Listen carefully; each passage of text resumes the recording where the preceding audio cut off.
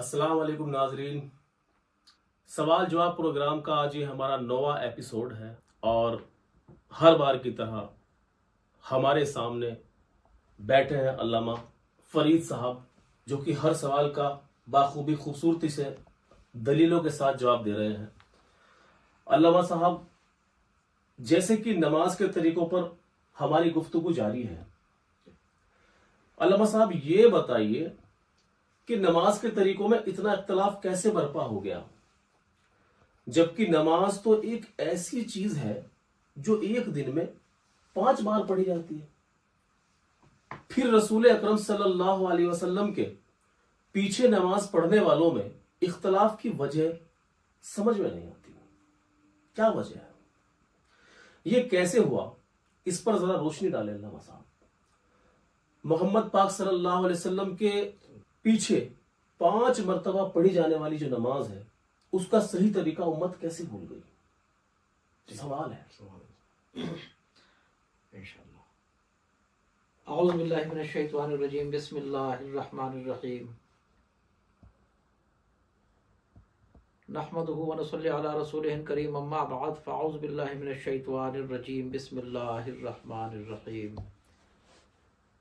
قال اللہ تعالی فی القرآن المجید والفرقان الحمید، ان اللہ وملائکتہ یصلون علی النبی یا ایھا الذین آمنوا صلوا علیہ وسلموا تسلیما، اللہم صل علی محمد وعلی آل محمد وبارک وسلم۔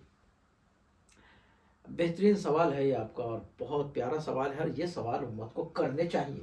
جی، رسول پاک صلی اللہ علیہ وسلم کے پیچھے 5 مرتبہ پڑھی جانے والی نماز کا صحیح طریقہ امت بھول گئی، کمال کی بات ہے۔ یہ کرنے چاہیے، لیکن کمال یہ ہے کہ امت اس قدر سوئی ہوئی ہے کہ یہ سوال نہیں کرنا چاہتی۔ جی بالکل۔ رسول اکرم نور مجسم رحمت عالم صلی اللہ تعالی علیہ وآلہ وسلم مسجد نبوی میں نماز پڑھاتے ہیں۔ بے شک۔ امت مسلمہ کے وہ جلیل القدر لوگ، دنیا کے سب سے عظیم ترین لوگ، یعنی صحابہ اکرام رضوان اللہ تعالی علیہ اجمعین، وہ آپ کے پیچھے نماز پڑھ رہے ہیں۔ اور معلومات کے لیے میں ناظرین کے لیے بتا دوں، آپ کے گوش گزار کر دوں کہ جب حجۃ الوداع کے موقع سے آپ تشریف لا رہے تھے تو آخری آیت اس مقام پر اتری تھی، قرآن کریم کی آخری آیت، جو آیت تھی بسم اللہ الرحمن الرحیم، اکملت لکم دینکم واتممت علیکم نعمتی ورضیت لکم الاسلام دینا۔ تمام مفسرین کا اس بات پر اتفاق رائے ہے کہ اس کے بعد پھر اسلام کے جو جتنے بھی اصول اور قواعد تھے وہ سب مکمل ہو چکے تھے۔ اس کے بعد کوئی نیا حکم اللہ کی جانب سے کوئی بھی نہیں آیا۔ اس کے بعد اچھا اکملت لکم دینکم واتممت علیکم نعمتی، آج تمہارے لیے تمہارا دین مکمل ہو گیا، تمام نعمتوں کو تمام کر دیا گیا، اور اللہ نے آج اسلام کو پسند فرما لیا۔ کیا بات ہے۔ اب یہ حجۃ الوداع کا موقع ہے ذی الحجہ کے مہینے میں، ذی الحجہ کے مہینے میں 18 ذی الحجہ میں، جس کو غدیر بھی منایا جاتا ہے۔ اور غدیر کے مقام سے جب آپ آئے تھے، مقام غدیر خم ہی میں غالباً یہ آیت نازل ہوئی تھی، اس پہ اکثر مفسرین کا اتفاق ہے۔ کچھ لوگ کہتے ہیں کہ مکہ المکرمہ میں یہ آیت نازل ہو چکی تھی، بہرحال ہوئی تھی اسی وقت میں حجۃ الوداع کے موقع پر۔ اچھا، یعنی اس میں کسی کو اختلاف حجۃ الوداع کے موقع پر۔ اب حجۃ الوداع کے موقع پر آپ مدینہ منورہ میں پہنچے تو ذی الحجہ کے آپ سمجھ لیجیے کہ 10 دن ذی الحجہ کے ہو گئے، پھر پورا مہینہ محرم الحرام کا ہو گیا، تو 1 مہینہ 10 دن ہو گئے ناظرین، اور پھر پورا مہینہ سفر کا ہو گیا، تو 2 مہینے 10 دن کا وقت ہو گیا۔ تو اس کے بعد پھر ربیع الاول میں آپ کی وفات ہو گئی، دنیا سے رخصت ہو گئے رسول اکرم صلی اللہ علیہ وسلم۔ تو یعنی غالباً اچھا کچھ اپنے شیعہ، ہمارے شیعہ بھائی ہیں، تو وہ ان کے یہاں 28 سفر کو اللہ کے رسول صلی اللہ علیہ وسلم کی جو وفات کا دن ہے وہ 28 سفر زیادہ قوی سمجھتے ہیں۔ 28 سفر۔ بہرحال یہ ہے کہ غالباً ان کے اعتبار سے بھی دیکھا جائے تو 2 مہینے 10 دن تو فیکٹ، 2 مہینے 10 دن میں صبح دوپہر شام رات یعنی 5 وقت کی نمازیں رسول کے پیچھے پڑھی جا رہی ہیں. بالکل بالکل بالکل. اب کیا وہ آخری نمازوں کے جو طریقے تھے ان میں بھی چینجنگ ہوئی رسول کے بعد؟ تو یہ حیرت والی بات تو ہے. ہاں چینجنگ آئی. کیا آئی؟ سوچنے والی بات. سوچنے والی بات ہے. یہ بات غور کرنی چاہیے. یہ ہر مسلمان کو، امت محمدیہ کے بچوں کو یہ سوال تو کر لینا چاہیے. دراصل وہ جو ہم محنت کر رہے ہیں نا کہ اختلاف کو ختم کیا جائے، ختم کیا جائے، ختم کیا جائے، اختلاف ختم ہونے کا یہی ایک راستہ ہے کہ معلومات حاصل ہو جائے.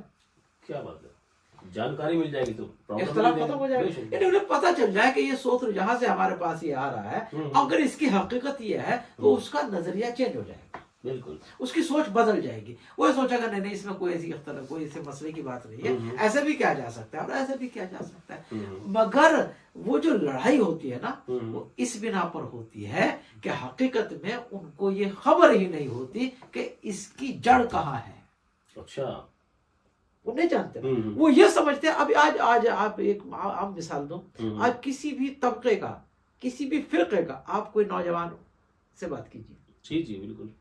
اب اسے کہیں گے بھائی آپ یہ نماز کیوں پڑھ رہے ہیں، تو وہ کہیں گے کہ سنت نبوی ہی یہی نماز ہے. سنت نبوی ہی یہی نماز ہے. اللہ کے رسول کی نماز یہی ہے.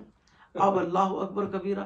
پھر دوسرے کے پاس جائیں گے وہ کہے گا اللہ کے رسول ہی کی نماز تو ہماری نماز ہے. جی جی جی. پھر وہ تیسرے کے پاس جائیں گے وہ کہے گا توبہ نعوذ باللہ من ذالک، تم کیسے کہہ سکتے ہو اللہ کے رسول صلی اللہ علیہ وسلم کی بتائی ہوئی نماز تو ہمارے پاس نماز ہے.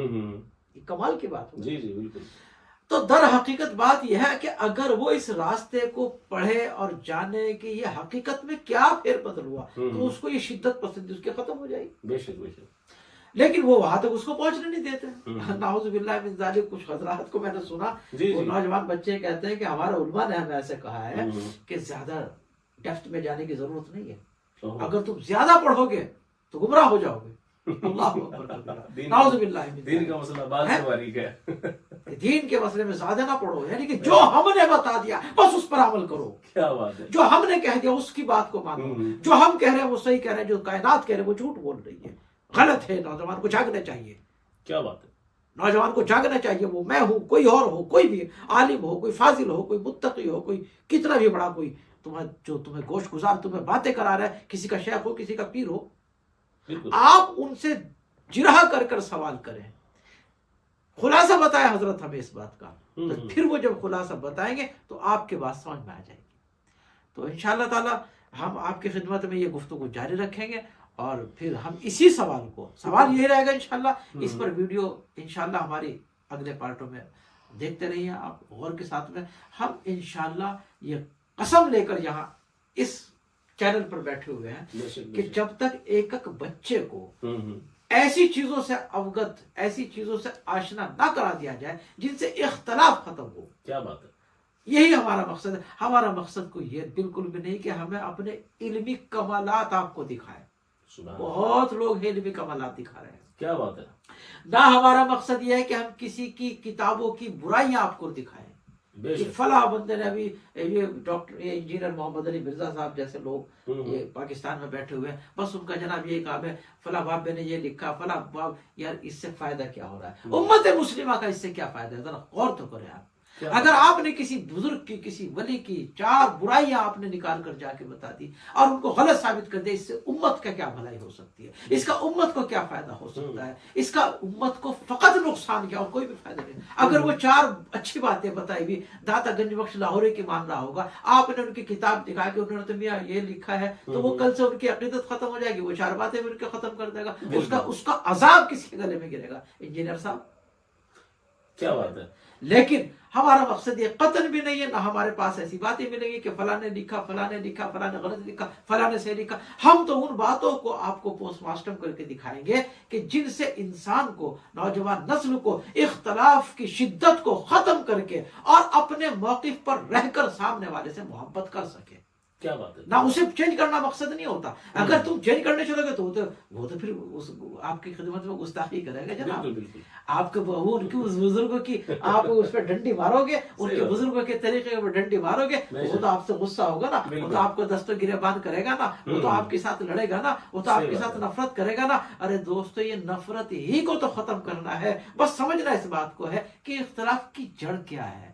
अगर ये जड़ समझ में आ गई तो इख्तलाफ की शिद्दत खत्म हो जाएगी। ये मकसद है इस चैनल का, शिद्दत को खत्म करें। वो अपने तरीके पर रहे, वो अपने तरीके पर रहे, मगर मोहब्बत कायम रखें, क्योंकि कुल्लुन मोमिनीन इखवतन, एक मोमिन दूसरे मोमिन का भाई है। और अल्लाह के रसूल सल्लल्लाहु तआला अलैहि वसल्लम ने इरशाद फरमाया, एक मोमिन और दूसरे मोमिन के लिए जानते हो क्या रिश्ता है? जैसे हमारे दो हाथ। यानी ये हाथ, इस हाथ पे अगर गंदगी लगी हुई होती है तो ये हाथ उसे धो देता है। अगर इस हाथ पर गंदगी होती है तो ये हाथ उसे धो देता है। और काम क्या चल रहा है कि गंदगी इस हाथ पे लगी हुई है, ये भाई खड़ा हुआ हंस रहा है। कितना गंदा है रे ये, कितना भद्दा लग रहा है ये, कितना कितना अजीब गरीब उस पे तंज कसता है। ये नहीं चाहता कि एक पानी का लोटा लें और जनाब इसको उस पर तैरा दें, इस गंदगी को जरा अच्छी तरह से साफ कर दें। ये वाला हाथ की भी जिम्मेदारी है। तो मोमिन को मोमिन की तरह कैसे रहना चाहिए? जैसे एक मोमिन के दो हाथ, एक दूसरे की गंदगी को साफ करने का हमारा अमल होना चाहिए, ना कि एक दूसरे को उकसाने पर हमारी जिद्दत और शिद्दत होनी चाहिए। अल्हम्दुलिल्लाह, ये गुफ्तगू हमारी जारी वो सारी रहेगी इंशाअल्लाह। हमारी अगली वीडियो देखना ना भूलें। अस्सलाम वालेकुम रहमतुल्लाहि व बरकातुहू।